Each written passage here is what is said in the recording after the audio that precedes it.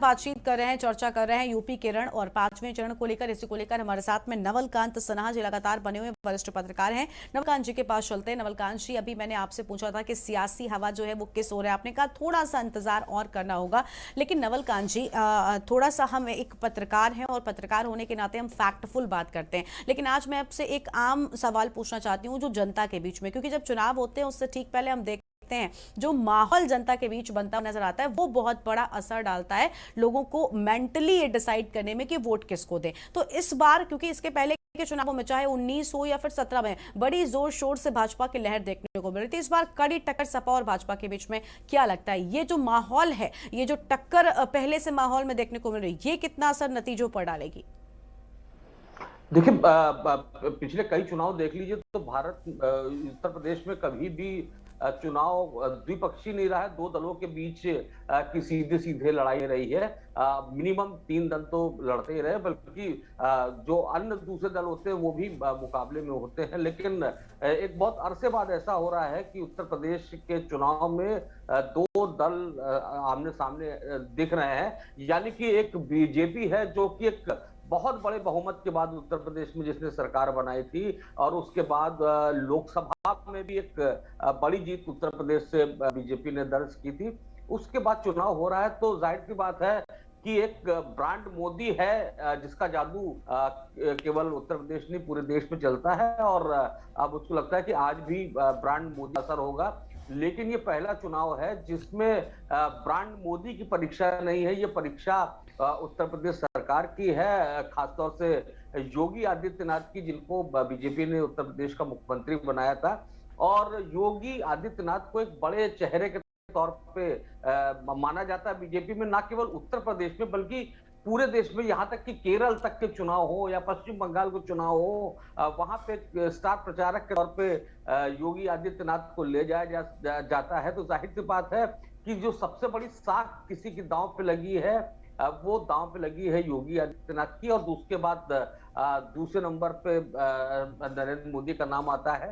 तो ये जो चुनाव है ये मोदी और योगी के नाम पे ही बीजेपी लड़ भी रही है।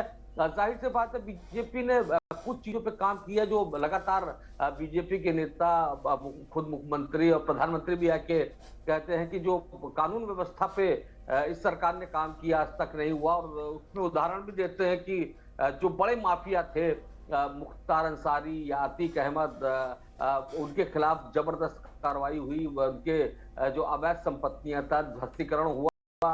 बुलडोजर को खासतौर से बीजेपी के योगी आदित्यनाथ के सिंबल के तौर पे भी लिया जाने लगा है। तो इस तरह की बात करती है। लेकिन विपक्ष के पास भी बहुत सारे सवाल है। उनका सवाल है कि जो कार्रवाई माफियाओं पे हो रही है वो उनका जाति धर्म देख के हो रही है।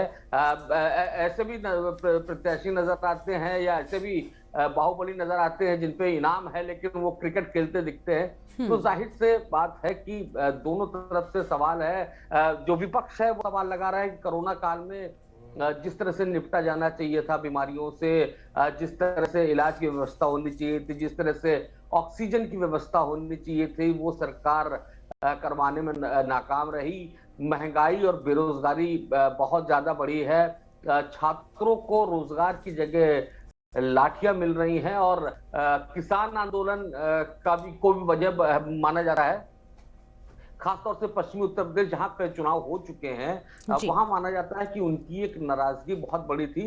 लेकिन दोनों तरफ से आश्वस्त है, यानी समाजवादी पार्टी भी आश्वस्त है कि जो सरकार की नाराजगी है उसके आधार पे समाजवादी पार्टी का परचम उत्तर प्रदेश में लड़ाएगा। लेकिन बीजेपी भी ये मान के चलती है कि चाहे वो बिजली की उपलब्धता हो, चाहे कानून व्यवस्था हो, चाहे राष्ट्रवाद हो, हर मोर्चे पे काशी कॉरिडोर को अपना एक जो बताती है बीजेपी की उसने इतना बड़ा काम किया है। या मंदिर का निर्माण, एक भव्य मंदिर का निर्माण जो है, अगर कोई दूसरी सरकार होती तो उस तरह से ना हो पाता जिस तरह से इस समय अयोध्या में काम चल रहा है। तो दोनों ही पक्ष अपनी अपनी बातें रख रहे हैं। लेकिन ये फिर दोहरा रहा हूं कि ये ऐसा चुनाव है जिसमें ये तय करना मुश्किल हो रहा है कि दो दल तो दिख रहे हैं कि बीजेपी और समाजवादी पार्टी आमने सामने है, लेकिन किसका चुनाव चल रहा है। आश्चर्य है कि आज बिल्कुल। हम पांचवें चरण में पहुंच रहे हैं और ये तय करना हम सब के लिए यानी मुश्किल इस हो बार रहा है। इस बार इंतजार जो है वो राजनीतिक विशेषज्ञों को भी है कि आखिर किस ओर जो हवा है वो नजर आ रही है। अभी आपने मंदिर का जिक्र किया, उससे मुझे याद आया कि आज अमेठी के साथ साथ अयोध्या में भी चुनाव हो रहा है। यानी एक ओर भगवान श्री राम की जन्म स्थली और दूसरी ओर कर्मस्थली चित्रकूट में भी चुनाव हो रहा है। क्या लगता है, मंदिर निर्माण का काम बहुत तेजी से चल रहा है, वो क्या जो असर है उसका फायदा भी इस बार भारतीय जनता पार्टी को चुनाव में मिलेगा? हाँ जी, देखिए, आस्था की बात की जाए, बीजेपी के जो कोर मुद्दे हैं उसकी बात की जाए तो अयोध्या सबसे बड़ा महत्वपूर्ण मुद्दा बीजेपी के लिहाज से है। चित्रकूट का जिक्र आपने किया, इसके अलावा एक शहर और भी है, प्रयागराज, जो कि संगम नगरी है, आध्यात्मिक नगरी है, और उसका नाम भी बदला गया है, इलाहाबाद से प्रयागराज का किया गया। तो जाहिर से बात है कि बीजेपी की प्रतिष्ठा केवल यहाँ पे नहीं, अगर सीटों की संख्या की बात करें तो 90% सीटें बीजेपी के पास रही। तो सबसे बड़ा स्टेक जो दांव पे लगा है वो बीजेपी का दांव पे लगा है। लेकिन आप अगर कांग्रेस के लिहाज से भी देखें तो अमेठी एक बहुत बड़ा गढ़ हुआ करता था और राहुल गांधी वहां से चुनाव हारे, तो जाहिर सी बात है कांग्रेस को वहां से खुद को लौटाना होगा। रायबरेली की एक सीट पे भी चुनाव हो रहा है तो वो भी महत्वपूर्ण है। और सपा के लिहाज से आप देखें तो उनके कई बड़े नेता इस चुनाव में हैं, जैसे कि लखनऊ की पड़ोस का जिला है बाराबंकी, वहां पे अरविंद सिंह गोप चुनाव पे हैं, या जो छोटे दल है उसकी बात की जाए, राजा भैया की बात की जाए तो राजा भैया भी चुनाव के मैदान में है। तो जाहिर सी बात है ये एक ऐसा चरण है कि जिसमें सबका बहुत कुछ दांव पे लगा है, लेकिन सबसे बड़ा स्टेक किसी का दांव पे लगा है तो वो भारतीय जनता पार्टी है, क्योंकि 90% सीटें उसके पास थी। बिल्कुल, यानी भारतीय जनता पार्टी की जो साख है वो पूरी तरह से दांव पर नजर आ रही है, क्योंकि भारतीय जनता पार्टी के पास खोने के लिए बहुत कुछ है। समाजवादी एक और जहां अपने अस्तित्व में वापसी करने के लिए लड़ाई लड़ रहे हैं, तो वहीं भारतीय जनता पार्टी के पास अपनी साख बचाना बहुत अहम होगा। लेकिन अभी नवल जी आपने कहा कि अमेठी बहुत खास है कांग्रेस पार्टी के लिए, क्योंकि कांग्रेस पार्टी महिलाओं को लेकर इस बार बड़ा दांव खेलते हुए उत्तर प्रदेश चुनाव में सक्रिय नजर आ रही है। लेकिन आपको क्या लगता है नवलकांत जी कि क्योंकि एक बात जनता के बीच में बड़े जोर शोर से कही जा रही है कि कांग्रेस पार्टी भले ही अपनी क्योंकि कांग्रेस पार्टी पूरी तरह से बिखरी हुई टूटी हुई से नजर आ रही थी, लेकिन अब प्रियंका गांधी के कमान संभालने के बाद में मजबूती आई है। क्या लगता है, वो 22 के चुनाव में वाकई लड़ रहे हैं या फिर 24 की तैयारी जो जनता कह रही है वो सच है कि 24 की तैयारी में वो लगे हुए हैं? जी, निश्चित रूप से कांग्रेस के लिए उत्तर प्रदेश में खोने को कुछ भी नहीं है, बल्कि उनके जो सबसे बड़े नेता हैं वो पिछले लोकसभा चुनाव में उत्तर प्रदेश से हार भी चुके हैं। तो जाहिर सी बात है कि कांग्रेस के पास खोने को कुछ नहीं है, लेकिन कहते हैं कि दिल्ली का रास्ता उत्तर प्रदेश होके जाता है और कांग्रेस की नजर जो है वो राज्य में लंबे अरसे से उत्तर प्रदेश में बहुत कांग्रेस का जनाधार नहीं रहा, लेकिन लोकसभा के चुनाव में कई बार कांग्रेस ने वापसी की है। और मेरे ख्याल से कांग्रेस के मन में भी वही है कि उत्तर प्रदेश में खुद को खड़ा कम से कम किया जाए, जो सीटें हमको ना मिले लेकिन वोट परसेंटेज की बढ़ोतरी हुई। कांग्रेस के कुछ सीनियर नेताओं से मेरी बात भी हुई थी और मैंने कहा था कि आपने कहा कि महिलाओं को आगे लाएंगे और महिलाओं को टिकट बांट दिए, तो जाहिर सी बात है कि आप महिलाओं को आगे लाना चाहते हैं, लेकिन बहुत सारे कैंडिडेट दिख रहे हैं कि जिनका ना कोई जनाधार है, ना कोई ताकत है, ना कोई पहचान है, उनको भी आपने टिकट दे दिया। तो क्या कांग्रेस सीरियस नहीं ले रही इस चुनाव को? तो उनका कहना था नहीं, कांग्रेस पूरी तरह से सीरियस ले रही है, लेकिन पिछले कई चुनाव से कई बार हम मिलकर चुनाव लड़ते थे, हमारे बहुत कम संख्या में सीटें आती थी, तो ऐसे में कार्यकर्ता हतोत्साहित रहता था, तो हमारा संगठन कमजोर होता चला गया। इस बार हमने महिलाओं को भी बात उठाने की कोशिश की, एक सिंबॉलिक ही मान लीजिए, लेकिन कम से कम ये जताया है कि देश में कांग्रेस चाहती है कि अगर महिलाओं की बराबरी की बात होती है तो उनको साथ में लाया जाए। ठीक है, यानी महिलाओं पर नवलकांत जी बड़ा दांव खेलकर देखना होगा कि आखिर उत्तर प्रदेश में और साथ ही साथ देश में कांग्रेस अपने आप को कितना मजबूत कर पाती है। आपके पास वापस लौटेंगे, लेकिन इस बीच एक बड़ी खबर सामने आ रही कौशांबी से इस वक्त की बड़ी खबर का रुख कर लेते हैं। बड़ी जानकारी आपको बता दें, जहां पर पोलिंग बूथ पर नियमों की धज्जियां उड़ती हुई नजर आई हैं। कौशांबी से इस वक्त की बड़ी खबर आपको बता दें, मोबाइल लेकर वोट देने जा रहे हैं मतदाता, यानी मोबाइल फोन साथ में ले जाकर वोट देने के लिए मतदाता पहुंच रहे हैं। सोशल मीडिया पर फोटो भी वायरल किए जा रहे हैं, यानी नियमों की धज्जियां उड़ाई जा रही हैं। ये अहम खबर आपको हम बता रहे हैं, जहां पर पोलिंग बूथ पर नियमों की धज्जियां उड़ती हुई नजर आ रही हैं। आज यूपी केरल में 5वें चरण के तहत मतदान हो रहा है और इसी कड़ी में कौशांबी में पोलिंग बूथ पर नियमों की धज्जियां मतदाताओं के द्वारा उड़ाई जा रही हैं। ये तस्वीर आपको हम दिखा रहे हैं, जहां पर मतदाता वोटिंग करने के दौरान की फोटोज और वीडियोस बनाकर सोशल मीडिया पर वायरल कर रहे हैं, जो कि पूरी तरह से नियमों के विरुद्ध है, नियमों का उल्लंघन है। सोशल मीडिया पर ये फोटोज वायरल किए जा रहे हैं। कौशांबी से इस वक्त की अहम खबर आपको हम बता दें, पोलिंग बूथ पर नियमों की धज्जियां उड़ाई जा रही हैं। ये बड़ी जानकारी आपको हम बता दें, लोग पोलिंग बूथ्स पर अपने मोबाइल फोन्स का इस्तेमाल कर रहे हैं, वोट डालने के दौरान का वीडियो बनाकर सोशल मीडिया पर पोस्ट कर रहे हैं, जो कि पूरी तरह से नियमों का उल्लंघन करता है, नियमों के विरुद्ध है। और इसी से जुड़ी ये बड़ी जानकारी सामने आ रही है। और चुनाव से जुड़ी इसी बीच एक और बड़ी खबर आपको हम बता दें, इस वक्त की अहम खबर सामने आ रही है। चुनाव से जुड़ी हुई बाराबंकी से, जहां बूथ संख्या 355 पर लगातार 2 ईवीएम खराब हैं। बाराबंकी से अहम खबर आपको हम बता दें, 2 ईवीएम खराब होने की बात कही जा रही है। नगर पालिका बूथ संख्या 355 पर मतदान बाधित हो गया है। यह अहम खबर आपको हम बता दें, 1.5 घंटे से लोग वोट डालने के लिए इंतजार कर रहे हैं, लेकिन ईवीएम में खराबी के चलते लोग अपने मताधिकार का इस्तेमाल नहीं कर पा रहे हैं। बाराबंकी से बड़ी खबर, ईवीएम बदलने के बाद दूसरी ईवीएम लगाई गई, लेकिन वो भी खराब हो गई है। बाराबंकी से बड़ी खबर, बूथ संख्या 355 पर लगातार 2 ईवीएम खराब हो गई।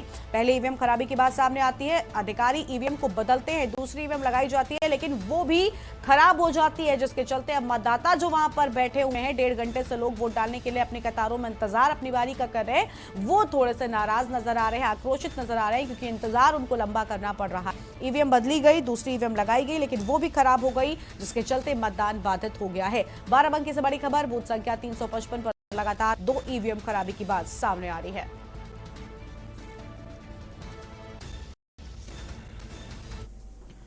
और आज हम लगातार बातचीत कर रहे हैं यूपी के रण और 5वें चरण को लेकर। हमारे साथ में नवलकांत सिन्हा जी लगातार बने हुए हैं और साथ ही साथ रणविजय सिंह हमारे साथ मिल चुके हैं, वरिष्ठ पत्रकार हैं। रणविजय जी, आपका भी बहुत बहुत स्वागत है हमारे कार्यक्रम में। रणविजय जी के पास चलते हैं। रणविजय जी, लोकतंत्र का महापर्व है, यूपी का रण और 5वां चरण है, क्या कुछ कहना चाहेंगे? किस तरह की तस्वीर आपको नजर आ रही है, कैसा माहौल है? देखिए, अभी जो स्थिति है, ये तो ओबीसी का गढ़ है और ओबीसी के करिश्मा जो है, इस 5वें चरण में जिसके पक्ष में चली जाएगी, वोट उसी करवट बैठ जाएगा। और पहली बात है कि लोग घरों से मतलब तेजी से निकल रहे हैं, ये उत्साह है। मताधिकार के प्रयोग के लिए लोग पूरे उत्साह के साथ निकल रहे हैं। ये एक बहुत सिग्निफिकेंट चीज है और ये बताता है कि पोलिंग परसेंटेज बढ़ना चाहिए, क्योंकि यहाँ गरीबी है और गुस्सा भी है, बाहुबलियों का प्रभाव भी है। तो बाहुबली अपना बाहुबल दिखाने में और अपने पक्ष में स्थितियां लाने का काम करेंगे, और जो आक्रोश है, आक्रोश उसके अगेंस्ट जो है, विरुद्ध में कितना खड़ा हो पाता है, कितना मताधिकार का प्रयोग लोग उठ करके करते हैं मतदान केंद्र जाकर, तो वो देखने की चीज है। और अभी बहुत सकारात्मक शुरुआत है, इसको हमको ये मानना चाहिए कि वोट ठीक है, यानी वोट परसेंटेज बढ़ेगा, क्योंकि वोट परसेंटेज काफी मायने रखता है और वो ही जो है वो दिखाता है कि आखिर कितने प्रतिशत मतदान हुआ है, कितने प्रतिशत लोगों ने इस महापर्व में अपनी भागीदारी की है। नवलकांत जी के पास चलते हैं। नवलकांत जी, आज अभी हम बात कर रहे थे कि भारतीय जनता पार्टी के पास खोने के लिए बहुत कुछ है, इसलिए उसके पास और ज्यादा मजबूरी है और ज्यादा चुनौती है फिर से वापसी करने की। लेकिन नवलकांत जी, अभी हमने कांग्रेस को लेकर भी बात की कि महिलाओं को लेकर बड़ा दाव खेला गया, 24 की वो तैयारी में है, लेकिन क्योंकि अगर अभी आपसे पहले भी हम अलग अलग विशेषज्ञों के साथ में बातचीत कर रहे थे राजनीतिक, तो उनका कहना है कि कोई भी पार्टी भले ही बड़े बहुमत की बात कर रही हो, लेकिन पूर्ण बहुमत किसी को मिलता हुआ नजर नहीं आ रहा। अगर ऐसा होता है कि ना कि भारतीय जनता पार्टी और ना ही सपा पूर्ण बहुमत के साथ में सरकार बनाने के मुहाने पर खड़ी हो जाती, तो ऐसे में भारतीय जनता पार्टी एक ऐसी पार्टी होगी जो किंग मेकर की भूमिका निभा सकती है। क्या लगता है किस तरह की भूमिका उनकी ओर से हो सकती है? क्योंकि जिस तरह से अमित शाह और लगातार मायावती की कुछ तारीफें भी हमने देखी थी हो रही थी, तो क्या माहौल जो है कि इस तरह का बन सकता है? जी हाँ, निश्चित रूप से। देखिए, मैं यही कह रहा था कि कई सरकारें आई, जो पूर्ण बहुमत की सरकारें बनी उत्तर प्रदेश में, वह उसकी वजह थी कि कई चरणों में चुनाव होता था और शुरुआती चरणों में ये अंदाजा लग जाता था कि कौन सी पार्टी आगे जा रही है, और मतदान भी उसी क्रम में उसके पक्ष में ज्यादा बढ़ता जाता था। लेकिन इस बार ऐसा नहीं है। इसमें दिख तो रहा है कि बीजेपी और सपा की लड़ाई है, लेकिन कौन आगे है नहीं पता चलता है। तो ऐसी स्थितियां आ भी सकती हैं। लेकिन मेरा अभी भी ये मानना है कि चाहे समाजवादी पार्टी हो चाहे बीजेपी हो, जिसको बहुमत मिलेगा पूर्ण मिलेगा। लेकिन अगर नहीं मिलता है, इस बात पे भी चर्चा की जाए, तो जाहिर सी बात है इसमें राहें आसान बीजेपी की इस लिहाज दिख रही है कि ये तय है कि उत्तर प्रदेश का जो तीसरे नंबर की पार्टी होगी, वो मेरे हिसाब से बहुजन समाज पार्टी होगी। और बहुजन समाज पार्टी के साथ 3 बार मिलके बीजेपी सरकार बना भी चुकी है, तो चौथी बार भी बना सकती है। ये कोई आश्चर्यजनक नहीं होगा। और इसके अलावा एक दल है जिसका गठबंधन समाजवादी पार्टी के साथ है, यानी कि आरएलडी। आरएलडी ने गठबंधन समाजवादी पार्टी के साथ किया। लेकिन आप देखिए कि बीजेपी के किसी भी नेता ने जयंत चौधरी की कभी भी आलोचना नहीं की, और यही वजह है कि ये लोगों के दिमाग में है कि कहीं ऐसी परिस्थिति आती है तो आरएलडी बीजेपी के जा सकती है। और फायदेमंद, देखिए राजनीति में सब कुछ सुचिता पे नहीं होता है, केवल वादों पे नहीं होता है, फायदे नुकसान पे तय होता है। और बीजेपी के पास क्योंकि केंद्र में भी सरकार है, तो जाहिर सी बात है अगर आरएलडी इधर आती है तो अगर उसकी कुछ मांग हो जो तय तोड़ हो सकती है, तो केंद्र सरकार में भी उसको कुछ हासिल हो सकता है। इसके अलावा सरकार बीजेपी की सरकार में रहेगी तो उत्तर प्रदेश के काम या अन्य काम या अपने पश्चिमी उत्तर प्रदेश के लिए कुछ चीजें आरएलडी चाहती हो तो वो करवाना उसके लिए आसान। बिल्कुल, यानी कहीं ना कहीं जो राजनीतिक मामले हैं, मसले हैं, वो हल किए जाते हैं और भारतीय जनता पार्टी स्ट्रैटेजी के मामले में काफी आगे निकल आती है ऐसे मामलों में समाजवादी पार्टी से। नवलकांत जी, देखना होगा कि आखिर आगे क्या होगा। वरिष्ठ पत्रकार हमारे साथ में विजय दुबे जी भी जुड़ चुके हैं, उनके पास चलते हैं, उनसे बातचीत करते हैं। विजय जी, आपका बहुत बहुत स्वागत है हमारे कार्यक्रम में। विजय जी, अभी नवलकांत जी का यही कहना है, उनसे हम बातचीत करें तो उन्होंने कहा कि कुछ भी स्थिति जो है वो बन सकती है और भारतीय जनता पार्टी जो तोड़ना होता है हम जिसको कहते हैं ना, उसमें वो माहिर है। और अगर ऐसी स्थिति बनती है तो जयंत चौधरी को भी तोड़ा जा सकता है समाजवादी पार्टी से। आपको क्या लगता है? क्योंकि समाजवादी पार्टी ने छोटे छोटे दलों के साथ बड़ा गठबंधन कर लिया है, क्योंकि अगर सत्ता में आ भी जाते हैं, नहीं लगता कि सत्ता चलाने में, सरकार चलाने में बड़ी परेशानी होगी? कैसे सबको समझाएंगे? आपसी सहमति कैसे बनेगी? देखिए, एक जो पहली बात जो है वो ये है कि पिछले 3 चुनाव जो हुए हैं, मतलब अखिलेश यादव की सरकार हो, मैं कहूँ योगी सरकार वर्तमान में स्टैंड बाई में है वो हो, या उसके पहले की सरकार, जब भी ये चुनाव हुए विधानसभा के, एक एब्सोल्यूट मेजॉरिटी के साथ ये दल आए और इन्होंने अपनी सरकार पूरी तरह से अपने बल पे बनाई। उन्हें किसी से समर्थन की आवश्यकता नहीं थी। तो अब पिछले 3-4 चुनावों का अगर ट्रेंड देखें तो किसी एक पार्टी के साथ में, मतलब एक पूरी तरह से आप कह सकते हो कि पूरा समर्थन देती है उत्तर प्रदेश की जनता, एक डिसिसिव मैंडेट देती है। तो अब होता ये जो ट्रेंड है पिछली बार का 3-4 का, क्या ये टूट जाएगा इस बार? ऐसा लगता है क्या? मुझे इसमें बहुत ऐसी संभावनाएं नजर नहीं आ रही है। और काफी हद तक ये मान के चलिए कि ये जोड़ तोड़ वाली जो स्थिति है तभी पैदा होगी जब किसी एक को मेजोरिटी नहीं होगी। लेकिन मुझे जो किंग मेकर की भूमिका में किसी को लाना पड़ेगा ऐसा लगता नहीं है। या तो सपा पूरी तरह से, लेकिन सपा के बजाय अगर मैं कहूँ कि भारतीय जनता पार्टी के पक्ष में काफी हद तक इंडिकेशंस फेवर में जाते हैं। अगर पूर्वांचल या इसके पहले के दौरों की बात करें तो ठीक है, मैं ये भी मानता हूँ कि काफी सीटें उनकी कम होंगी, लेकिन वो स्थिति में शायद आएंगे कि सरकार बना ले। दूसरी बात ये कि जो एक्चुअली कैंपेन का जो टोटल वो है, जो एक झुकाव है, या आप कह सकते हो कि कई लोगों का ये भी कहना साहब की जो है under current, mild under current है उसके फेवर में। तो ये देखने वाली बात होगी। और दूसरी बात ये बिल्कुल जो अभी नवल जी कह रहे थे, मैं उनकी बात से पूरी तरह सहमत हूं कि भारतीय जनता पार्टी का पलड़ा केंद्र में होने के कारण से हमेशा भारी रहेगा, जबकि उनको कोई सहयोगी दलों की आवश्यकता पड़ेगी या छोटे दलों को अपने साथ लाना होगा। तो they are good bargainer that वे।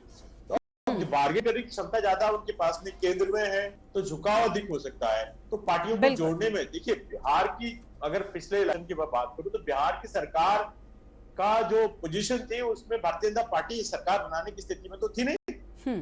लेकिन क्या हुआ अल्टीमेटली, जो जहां कि लालू यादव की पार्टी जो जनता दल है और उसकी ओर जब मैंडेट काफी इंडिकेट कर रहा था, तो ये लेके आए बहुत सारी छोटी बार्गेन करके पार्टियों को इकट्ठा कर लिया इन्होंने और अपने साथ जोड़ लिया। तो कुल मिला के मुख्यमंत्री बना दिया उन्होंने नीतीश कुमार को, लेकिन सरकार बनाने में वो सफल रहे। ये जो है, और भी जगहों की मैं बात करूं तो ये स्थितियां भारतीय जनता पार्टी अपने पक्ष में लाने में, बार्गेन करने, बिल्कुल खरीद फरोख्त में कहूं सीधे शब्दों में, तो ज्यादा मजबूत नजर आती है।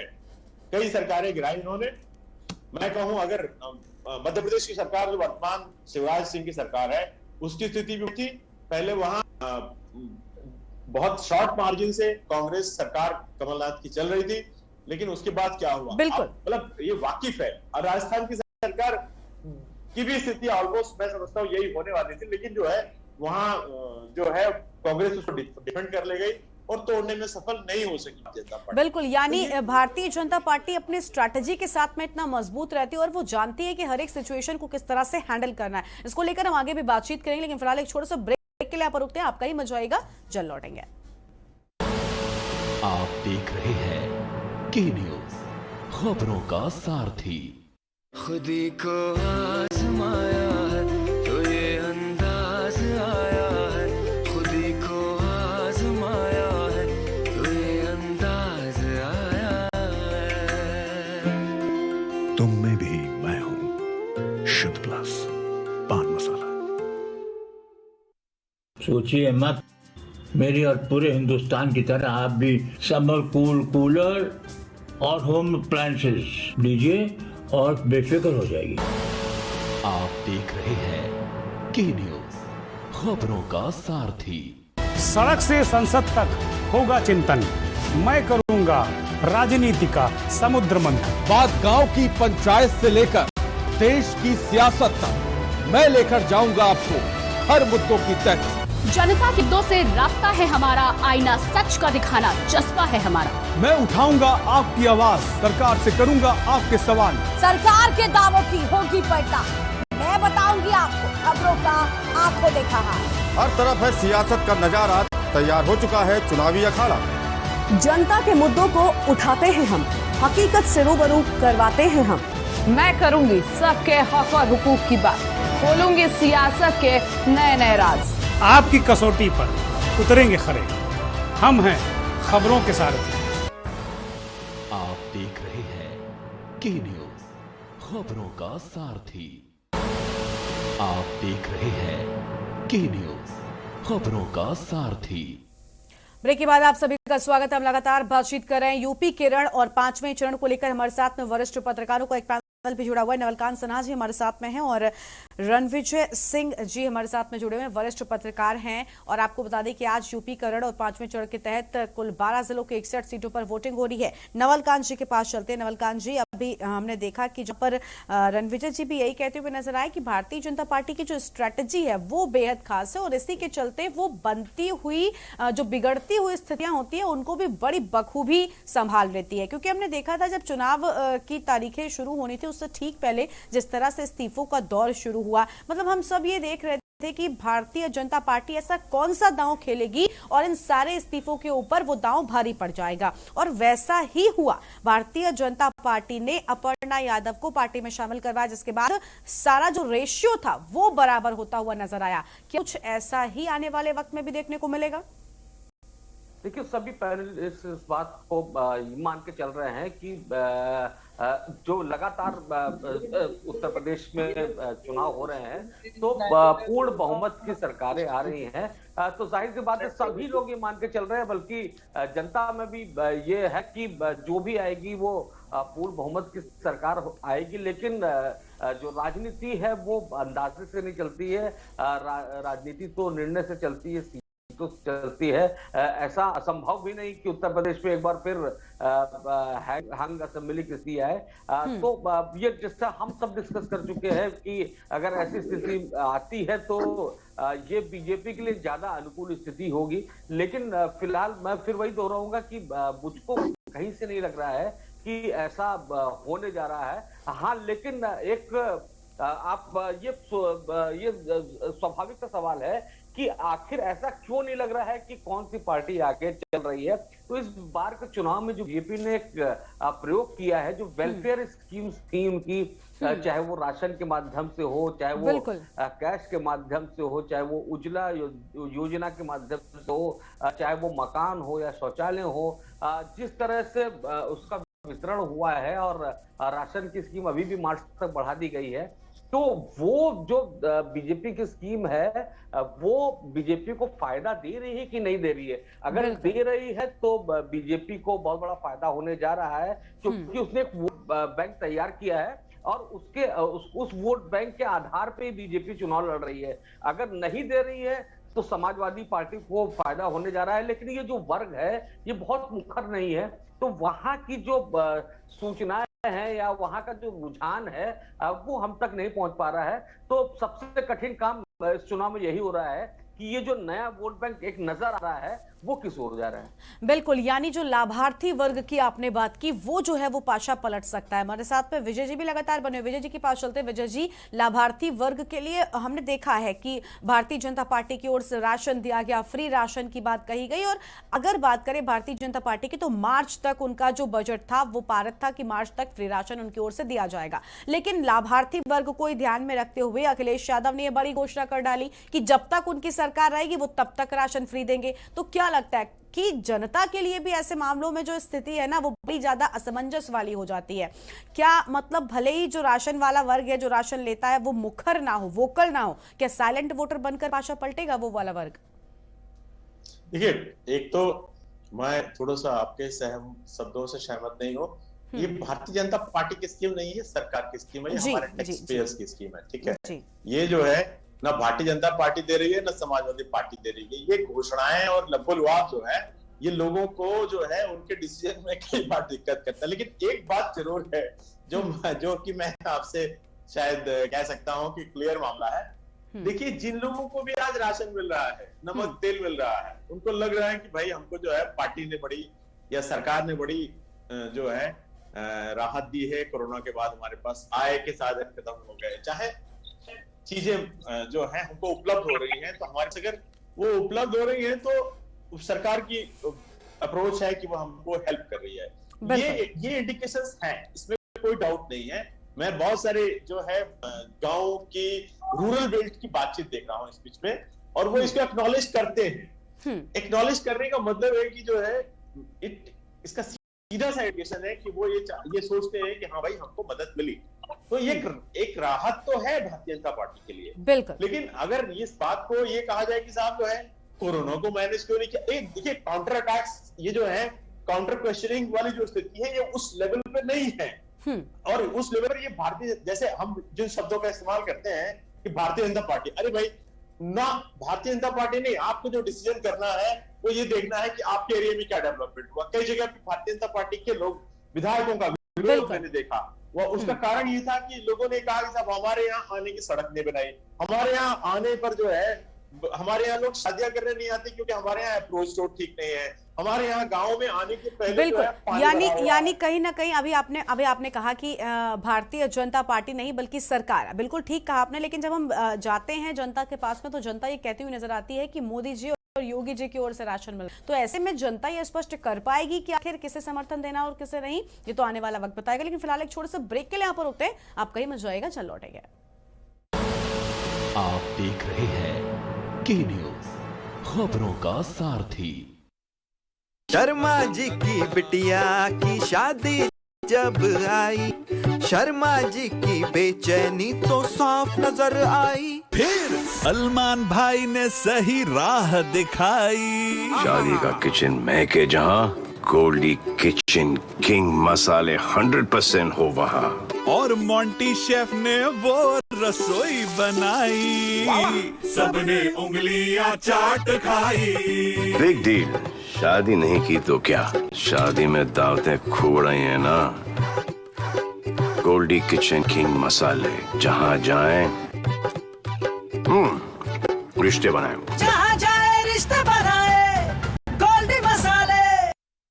सोचिए मत, मेरी और पूरे हिंदुस्तान की तरह आप भी समर कूल कूलर और होम अप्लायंसेस लीजिए और बेफिक्र हो जाएगी। जुबान के लिए उड़ चला गैरों की ज़मीं पर, खुशबू अपने पन की ढूंढता। दूर कितना भी जाओ, इस जुबान से दूर ना जा पाओगे। विमल, बोलो जुबान केसरी। आप देख रहे हैं के न्यूज, खबरों का सारथी। ब्रेक के बाद आप सभी का स्वागत है और आज खास बातचीत के लिए हमारे साथ में एडीजी प्रेम प्रकाश जी जुड़ चुके हैं। प्रयागराज जोन से एडीजी हैं और सुरक्षा को लेकर आज हम उनसे बातचीत करेंगे। सबसे पहले प्रेम प्रकाश जी, आपका बहुत बहुत स्वागत है हमारे के न्यूज में। प्रेम प्रकाश जी, आपसे जानना चाहूंगी कि आज यूपी केरल में 5वें चरण के तहत वोटिंग हो रही है, तो सुरक्षा व्यवस्था के लिहाज से आपकी ओर से किस तरह के खास इंतजाम जो है वो अन्य जगहों पर किए गए हैं?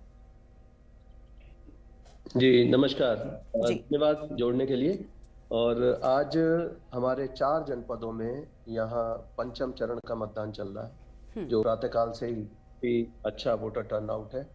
11 बजे तक लगभग 19% हमारी यहाँ पोलिंग हुई प्रयागराज में, और इसमें जो प्रतापगढ़ में 20% है, कौशाम्बी में 25% से ऊपर है, और चित्रकूट में 26% से ऊपर मतदान का प्रतिशत है। काफ़ी लंबी लंबी कतारें लगी हुई हैं, महिला पुरुषों की कतारें लगाई गई हैं, और चेकिंग के उपरांत ही सभी मतदाताओं को वहां जाने दिया जा रहा है। जो हमारा फोर्स का डिप्लॉयमेंट है, उसमें केंद्रीय पुलिस बल प्रत्येक बूथ पर लगाया गया है जी। साथ ही लॉ एंड ऑर्डर ड्यूटी के लिए हमने सिविल पुलिस की ड्यूटी और स्टेट आर्म पुलिस की ड्यूटी लगाई है। इसमें हमारे यहाँ काफी बड़ी संख्या में, जो प्रयागराज में बूथों की संख्या है वो 5080 है। इसमें 12 विधानसभाएं हैं, जो प्रदेश में सबसे बड़ी संख्या है। किसी भी जनपद में 12 विधानसभाएं नहीं है, ये केवल प्रयागराज में 12 विधानसभाएं, और 12 विधानसभा हमारी 3 अन्य जनपदों में, जैसे प्रयागराज के अतिरिक्त हमारे यहाँ चुनाव है आज प्रतापगढ़ में, कौशाम्बी और चित्रकूट। इन तीनों में भी 12 विधानसभाएं, कुल 24 विधानसभाएं आज चुनाव में है। ये सभी जगह शांतिपूर्वक मतदान चल रहा है। कोई छुटपुट घटनाएं, कैंडिडेट्स में आपस में तकरार, गाँव में चुनाव प्रचार के लिए कुछ लोग आज भी निकल रहे हैं जबकि उस पर प्रतिबंध लगाया गया, तो वहाँ ऐसी छुटपुट घटनाएं हो रही हैं। लेकिन कुल पर हमारी सभी फोर्सेस के लोग वहाँ पर घूम रहे हैं और मोबाइल पार्टी सतर्क है, तो बिल्कुल चल रही लगातार। बिल्कुल, अभी आपने मोबाइल का जिक्र किया प्रेम प्रकाश जी। मोबाइल से हमें याद आया कि हम देखते हैं मोबाइल जो है वो प्रतिबंधित है, लोग मोबाइल को पोलिंग बूथ के अंदर भी ले जाने नहीं देते, लेकिन प्रशासन की ओर से मतदान को जागरूकता और ज्यादा बढ़ाने के लिए वहां पर सेल्फी पॉइंट्स बनाए जाते हैं। तो ऐसे में प्रशासन को थोड़ा सा क्लियर करना ये चीजें, क्योंकि फिर सेल्फी पॉइंट्स बनाने का क्या मतलब है, इसको लेकर आप कुछ कहना चाहेंगे क्या? Sorry, can you repeat your question? जी श्योर। प्रेम प्रकाश जी, अभी आपने मोबाइल की बात कही, तो मोबाइल को लेकर हम देखते हैं कि प्रशासन जो है वो मतदान के दौरान मोबाइल अंदर बूथ के नहीं ले जाने देता है, लेकिन एक और मतदान के लिए जागरूकता के लिए सेल्फी पॉइंट्स भी मतदान स्थल पर बनाए जाते हैं। तो ऐसे में थोड़ा सा क्लियर होने की जरूरत है प्रशासन को, क्योंकि फिर सेल्फी पॉइंट्स की जरूरत नहीं पड़ती है ना। तो किस तरह से इन सिचुएशंस को हैंडल कर रहा है प्रशासन? अभी इसमें बड़ा स्पष्ट बताया गया। कुछ जगह पहले मतदान के जो दौर हुए उसमें कंफ्यूजन था, लेकिन इसमें माननीय प्रेक्षक महोदय ने इसमें क्लियर कर दिया कि कहीं भी सेल्फी पॉइंट 100 मीटर की दूरी के अंदर, जो मतदान केंद्र है उसके 100 मीटर की परिधि के अंदर कहीं सेल्फी पॉइंट नहीं बनाया जाएगा, और मोबाइल फोन 100 मीटर की परिधि में नहीं ले जाया जाएगा। मोबाइल फोन अतिरिक्त आग्नेय अस्त्र हुए या कोई भी वीवीआईपी है जिनको सुरक्षा मिली हुई है, वो अपने घर को, किसी सुरक्षा कर्मी को इस परिधि से जो 100 मीटर की दूरी है उससे अंदर नहीं ले जाएंगे। इसी प्रकार एक 200 मीटर का दायरा है जिस बारे में है कुछ चीजों पर प्रतिबंध रहता है। 100 मीटर से लेकर 200 मीटर की दूरी में, यानी मतदान केंद्र के 200 मीटर की परिधि तक कोई भी बस्ता नहीं लगाया जाएगा। कहाँ जैसे पर्ची वहां पर देने लगते हैं। ठीक है, ठीक है, यानी कुछ नियम जो हैं वो बना दिए गए हैं किसी भी स्थान पर ये।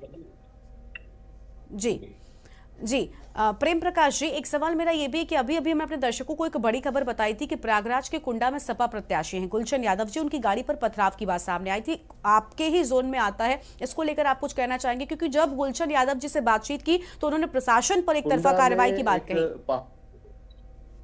जी, कुंडा में पहाड़पुर गांव है, उसमें सभी को बताया गया चुनाव प्रचार की सीमा समाप्त हो चुकी है। अब इसमें कुछ लोग भी कई गाड़ियां लेकर, जैसे गुलशन यादव भी 3 गाड़ी लेकर वहां पर जा रहे थे। अब वहां ये चुनाव प्रचार की सीमा समाप्त हो चुकी है, उसमें चुनाव प्रचार नहीं कर सकते। वहां लोगों ने ऐतराज किया और कुछ लोगों ने, इनकी गाड़ी तो निकल गई थी, इनके साथ जो पीछे गाड़ियां चल रही थी उस पर पथराव कर दिया। उसके लिए अभी भी लगातार ये घूम रहे हैं और इनसे कहा गया था कि जो भी FIR लिखानी है FIR लिखाएं। हालांकि किसी को चोट आदि नहीं आई है, लेकिन ये कुंडा हमारी संवेदनशील जो विधानसभाएं हैं उनमें सर्वाधिक संवेदनशील है प्रतापगढ़ का। इसमें लगातार हम फोर्स को भी वहां पर मोबाइल रखे हुए हैं और स्टैटिक फोर्स लगा हुआ है। तो ये मतदान केंद्र से काफी दूरी पर एक गांव में इस तरह की घटना हुई और लगातार आरोप प्रत्यारोप का दौर चल रहा दोनों ओर से। जनसत्ता पार्टी, समाजवादी पार्टी दोनों आपस में एक दूसरे पर इस क्षेत्र में आरोप प्रत्यारोप लगा रहे हैं। बिल्कुल, आरोप जो कार्रवाई होगी मेरिट के आधार पर होगी। जी, आरोप प्रत्यारोप का दौर जारी है। लेकिन प्रेम प्रकाश जी, अभी कुंडा की ही हम बात कर ले, कई जगह पर ऐसा होता है, आपकी भी जो सीटें, जिन सीटों पर चुनाव हो रहा है वहां पर भी कई जगह पर जो प्रत्याशी होते हैं वो थोड़े से माफिया मिजाज के होते हैं। माफिया भी कई बार प्रत्याशी बन जाते हैं, जो अपराधी होते हैं वो भी चुनावी मैदान में। तो ऐसे में प्रशासन के लिए बड़ी चुनौती होती है शांतिपूर्ण ढंग से मतदान संपन्न हो सके, तो उसको लेकर क्या आपकी ओर से कुछ खास तैयारियां हैं इस बार?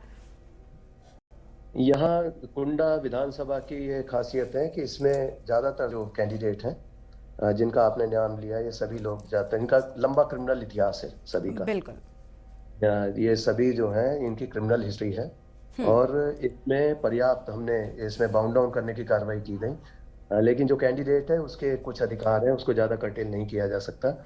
लेकिन सभी से फिर भी ये अपील की गई है कि ये शांति बनाए रखें और अनावश्यक जो इलेक्शन कोड ऑफ कंडक्ट है उसका सभी पालन करें।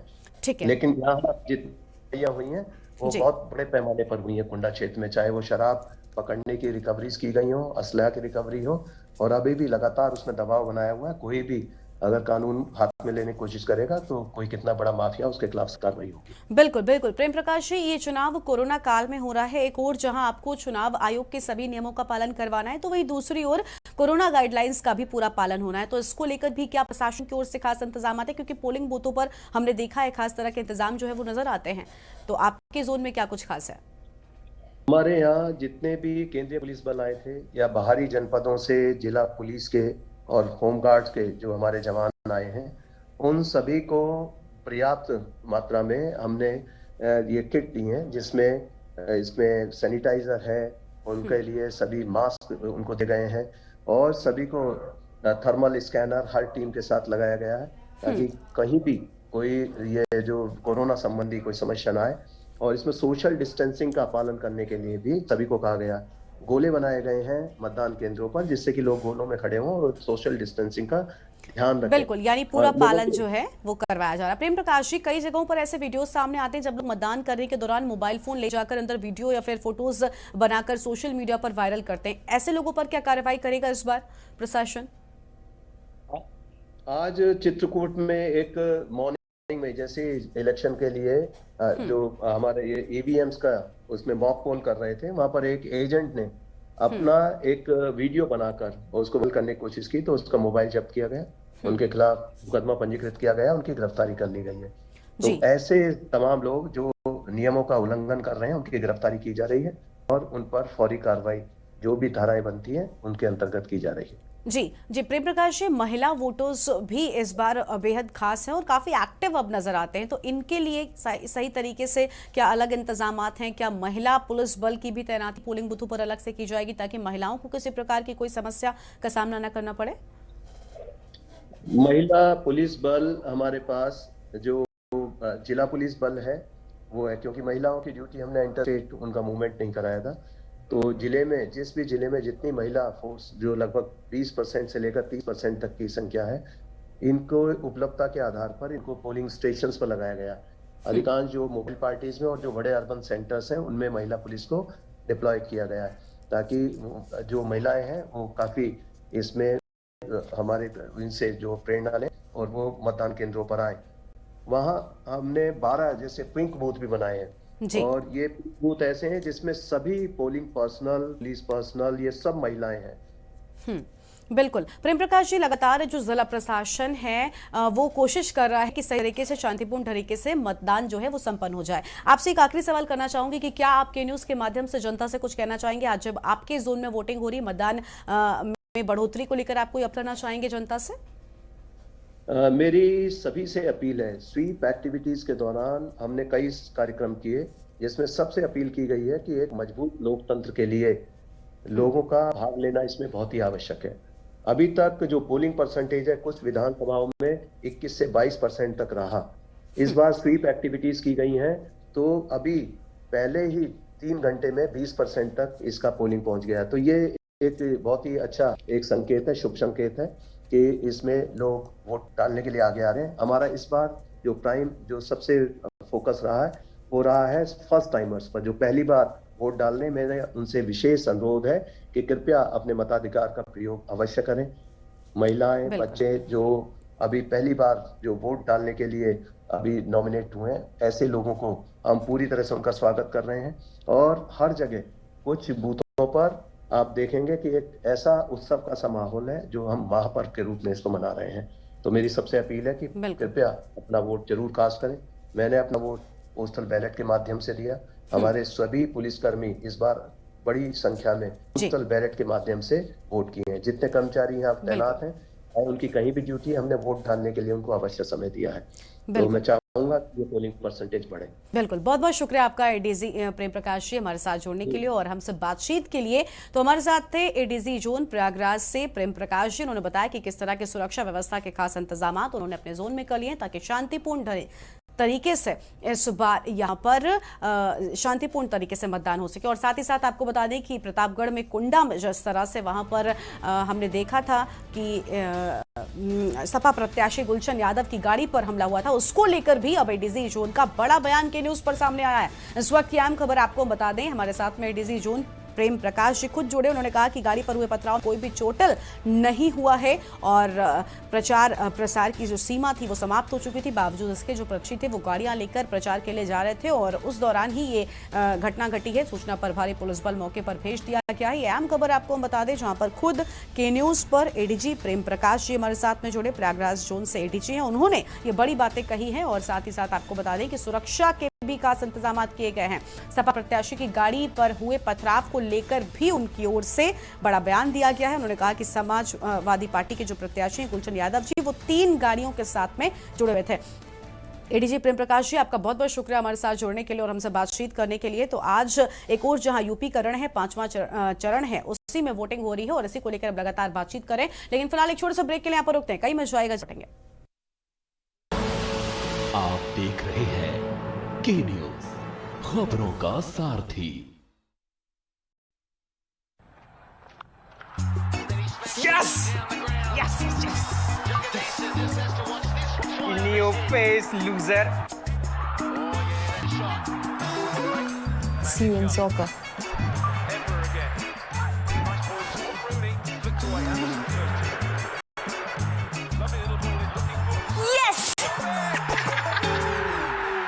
जी हाँ, predict cricket and football results and win cash only on Sky 247, anywhere, anytime, 24/7 entertainment, only on Sky 247. Asshole. Download the Sky 247 app today. This game involves an element of financial risk and may be addictive. Please play responsibly at your own risk. सोचिए मत, मेरी और पूरे हिंदुस्तान की तरह आप भी summer cooler और होम अप्लायंसेस लीजिए और बेफिक्र हो जाएगी।